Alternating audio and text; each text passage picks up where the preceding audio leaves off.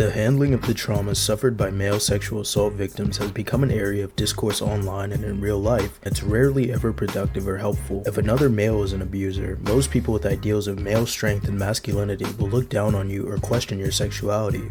If your abuser was female, then you'll either get people dismissing you and wishing they were in your place, or people who also refuse to believe that a male cannot fight back and prevent himself from being a victim. These frankly disgusting viewpoints permeate both media and real victims' testimonies and confessions. However, I think there's a lot of media that shows male victims realistically and take them seriously, such as the Netflix show Baby Reindeer. For the sake of this video though, there's a genre and specifically a series that I want to both call out and commend. The hypersexualization of female characters in anime, alongside the very weird fucking attitudes towards underage characters within certain sectors of the anime fandom, also play a major part in how audiences interpret actual sexual crimes and themes of grooming. Because as much as they deny it, chronically online anime fans are very much like book talk. Take My Hero Academia for example. Why the fuck is this purple guy's superpower to have sticky balls and prey on little girls as fan service? I understand he's their age, but anime is a diverse medium with a vast array of genres and themes, but it often falls into patterns of depicting women in overly sexualized and objectified ways, catering predominantly to male fantasies. These male fantasies then bleed over to things such as older women, power imbalances, and other concepts and scenarios that are prevalent in male sexual assault cases. The fact that Makima has been thirsted over and talked about so much within the fandom, despite her being a certified devil hunter, is a big example, which actually brings us to the Chainsaw series as a whole, since it's sorely misunderstood. Also, for spoilers, I will go through the characters chronologically and timestamp each section so you can avoid spoilers. Even if you haven't watched or read Chainsaw Man, you can still find the relevant timestamps and it's still a great watch and read. Chainsaw Man has been my favorite new gen manga ever since I finished part 1 during my senior year of high school. The characters, plot, pacing, and relatability of it has always stood out to me, and I'm happy that the anime boosted its popularity. But I've got a bone to pick with the anime community. A lot of people write off the main character Denji as the stereotypical horny anime protagonist and all the risque moment in the series as fan service, but they're really missing one of the biggest themes in the series. Through the lens of its protagonist Denji, the series actually exposes the vulnerabilities and consequences of abuse, manipulation, grooming, and navigating trauma as a teenage boy. Denji's character development serves as a pretty accurate portrayal of the grooming process and how it's a calculated manipulation aimed at exploiting vulnerabilities for nefarious purposes. From the first episode, 16-year-old Denji's circumstances render him susceptible to manipulation. Orphaned, poor, and lacking in parental guidance or role models. After turning into Chainsaw Man for the first time, he asks Makima to comfort him with a hug, having never had anybody besides Pochita in his life. From this moment, Makima realizes Denji's weakness, a need for intimacy, love, and connection.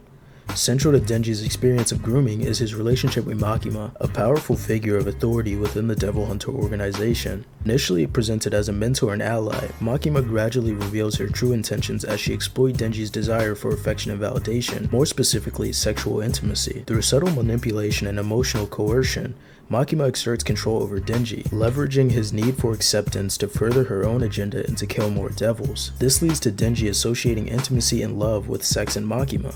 And since a lot of these scenes are stylized and Denji is more than willing to accept her advances, anime fans of course thirst over Makima and go, I wish I was that guy.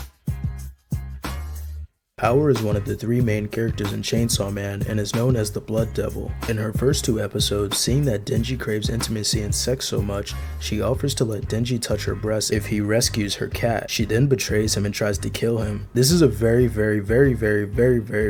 common theme in Chainsaw Man. However, as the series goes on, Power takes more of a sister role to Denji. They argue, bond, and care for each other almost like siblings. I'd say Power is the most wholesome of Denji's female relationships in the start of Chainsaw Man due to her actually eventually treating Denji as a friend even though she manipulated his awkwardness with women and his desire for intimacy. I'll revisit Power later in the video though for my fellow manga readers.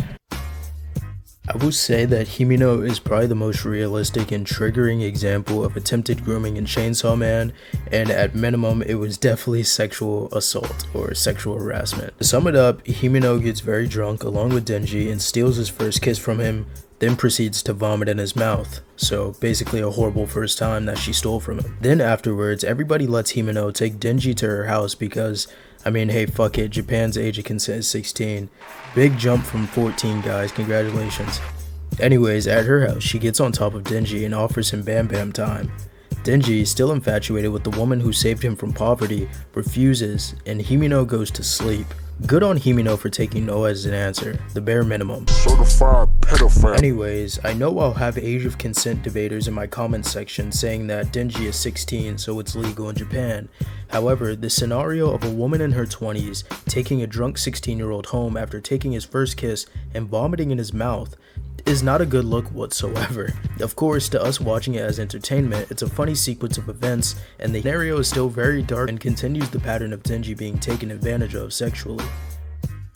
It hasn't been animated yet, so I'm not sure how to pronounce it, Reze or Reze or Reze, but just don't dick ride me for my pronunciation. Anyways, Reze is one of the characters in the manga who I'd say is the most ambiguous with the outcome of her manipulation of Denji. She starts off by seducing and betraying him for the gun devil by biting off his tongue and taking him on a fake date. But after all of the fighting, it's revealed that she actually did want to run away with Denji and may have reciprocated his feelings. It'd be interesting to see her come back, but at the end of the day, it seems like every woman that shows romantic interest to Denji ends up trying to kill him and manipulates him using his cravings for intimacy. Which brings us to the climax and ending of part 1 of Chainsaw Man is what I really think debunks the claims of all the sexual scenes being fan service. After the death of his last male best friend, shout out to Beam, at his own hands, Denji is devastated and can't think of anywhere else to go except for one place. His manipulator's apartment. It's in this scene that everything kinda clicks into place. Makima comforts him and revels in the fact that he's completely broken. Then Power comes. The only woman so far in his life who has gotten close to him with no ulterior motive is at the door with a cake for his 17th birthday. Then Makima blows a hole into her. Makima then reveals that as the control devil, her main goal was to completely break Denji after building him from nothing and to ensure his full loyalty to her. This mirrors the technique of alienation that groomers tend to utilize against their victims. I think that event cemented the theme of grooming within Chainsaw Man and how Makima was purposefully shown to be the perfect, powerful, sexual woman even to the audience. And she's also one of the only female characters in the series at this point that treated Denji as a human. This event also leads to the most recent chapter and Denji finally becoming self-aware of his grooming. To be quite honest, I wrote this section only for chapter 166, and it was only just now after I finished chapter 167 where I was like, yeah, this is gonna need a whole segment in itself. So I wanted to talk about how in chapter 166, Denji is finally coming to terms with the fact that he associates sex and intimacy as being exclusive only to each other. He's in the middle of a breakdown, basically saying that his biology and his hormones and his drive for sex is getting in the way of his mission and how he's feeling about all this grief and happenings. It's actually a very interesting tweet I saw when I was like first drafting this video essay about how Denji mirrors the Makima finger bite scene that I showed earlier in the video when he's going through this breakdown, which is showing that he has some sort of trauma or at least association and flashbacks with that event when he's severely stressed. But yeah, chapter 167, Jesus fucking Christ, man. I'm not laughing because I find it funny, but it's just like, it's funny weird how I'm writing this video and I was like just about to finish and do my last segment, and then today's chapter came out, and if you see in the picture I put, I literally was like, you know, I hope Fujimoto, you know, goes further with this, and yeah, we get Denji getting essayed once again. I think that though, like, this video will age like wine in terms of like how people receive this new chapter, and if Fujimoto actually uses this as character development. I think regardless of gender, essay and grape scenes are pretty gratuitous at times and most times don't have a bearing on the plot, but I think it would be very interesting to see Denji finally possibly have a healthy relationship. I'm not sure, because I guess it was the devil making her do it, but I don't know. I'd say this is a pretty good chapter despite what happened in terms of where the story could go. So I guess my original draft of the script of hoping Fujimoto does something with it might actually go somewhere. So I don't know, time will tell, but I just need to include this clip about 167. And honestly, I think the reception to it will tie into what I think for the last leg of this video.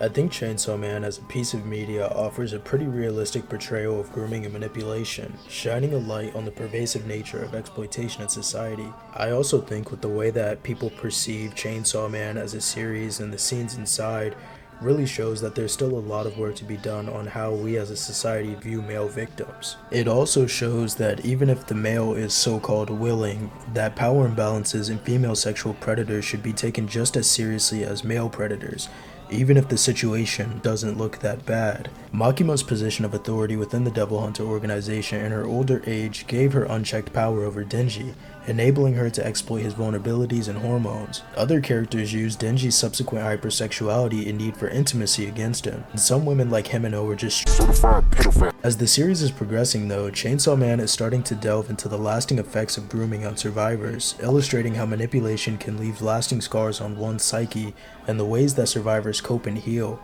And I'm frankly still excited to see how it's handled regardless of 167's events. That's basically all I wrote for this video, but just as a reminder, if you're a male victim, it doesn't make you weaker or less than, or, there's not always a quote-unquote excuse that people will give you of, why didn't you fight back? Why didn't you say no? I don't know, for a while, I'm not sure if I would quantify it as SA, but I know in my case, it was one time it was a friend's mom, and I burned my arm, so she came over to help me, and I had my shirt off.